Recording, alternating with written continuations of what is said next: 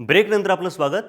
मंडळी, विक्रमगड तालुक्यातील रणधीर पाटील हे मुख्यतः भात शेतीची लागवड करायचे.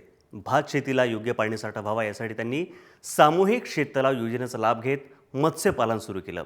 आज बघूयात औंधे गावच्या रणधीर पाटील यांच्या मत्स्य शेतीचा हा अभिनव प्रयोग.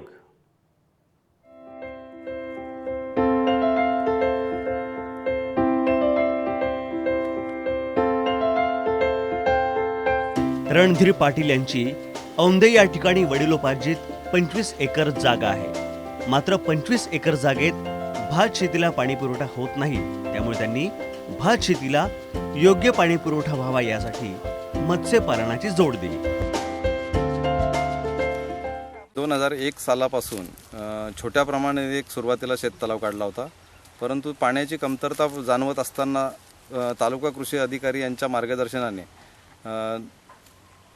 44 बाय 44 बाय 3 मीटर ह्या आकाराचं अनुदानावर एक शेततलाव असल्याची संकल्पना मला तालुका कृषी अधिकारी यांनी सांगितली. तर त्यांच्या मार्गदर्शनाने मी 44 बाय 44 मीटरचा हा शेततलाव घेतलेला आहे. ह्याच्यामध्ये पाण्याचा मोठ्या प्रमाणात साठा होतो आणि मला शेतीसाठी याचा चांगला उपयोग होतो. या अनुदानामध्ये 4,80,000 रुपये मला अनुदान मिळालं. त्याच्यामध्ये खोदाईसाठी सरासरी 1,90,000 रुपये आणि उर्वरित अनुदान जे प्लॅस्टिक अस्तरीकरण आणि कंपाऊंड याकरिता मिळालेलं आहे.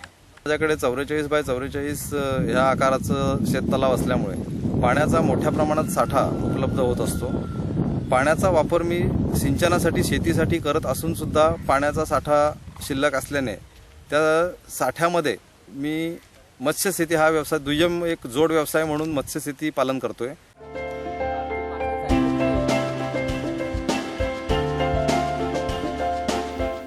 रणधीर पाटील यांनी कृषी केंद्राच्या सामूहिक शेततलाव योजनेचा लाभ घेत 44 बाय 44 बाय 3 या मोजमापाचा शेततलाव तयार केला आणि त्यासाठी त्यांनी शासनातर्फे अनुदान सुद्धा मिळवलंय. या मत्स्य व्यवसायातून तलाव, खाद्य, मत्स्यबीज हा सगळा खर्च वजा जाता 1 लाखाचा नफा त्यांना अपेक्षित आहे.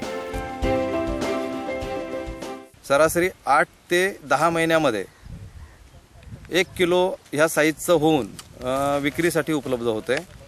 मी आता 15 मेच्या नंतर हे मासे काढून मार्केटमध्ये विक्रीसाठी देतोय. 140 रुपये प्रति किलो सरासरी मला भाव मिळतो. त्याच्यामधून जे मासे काढणारे लोक असतात त्यांना 20 रुपये प्रमाणे द्यावे लागतात आणि मला 120 रुपये हा भाव मला मिळतो. मला ह्या तलावामध्ये सरासरी 900 ते 1 टन माल अपेक्षित आहे. याच्यामध्ये मी रोहू, कटला आणि मृगळ या तिन्ही जातीचे मासे टाकलेले आहेत की जे तिन्ही थरामध्ये राहतात. आणि माझा उत्पादन खर्च जो आहे सरासरी एक 20 ते 25 हजार रुपये मला खर्च होतो आणि निव्वळ 90 ते 1 लाख रुपये उत्पन्न अपेक्षित. रणधीर पाटील यांनी शेततलावाचा वापर करून आपली आर्थिक स्थिती मजबूत केली आहे. त्यांनी शासकीय योजना आणि अनुदानाचा लाभ घेत विकास साधलाय. राहुल पाटील, जय महाराष्ट्र, पालघर. शेती मित्र कार्यक्रमात वेळ छोट्याशा ब्रेकची कुठे जाऊ नका, पाहत रहा जय महाराष्ट्र.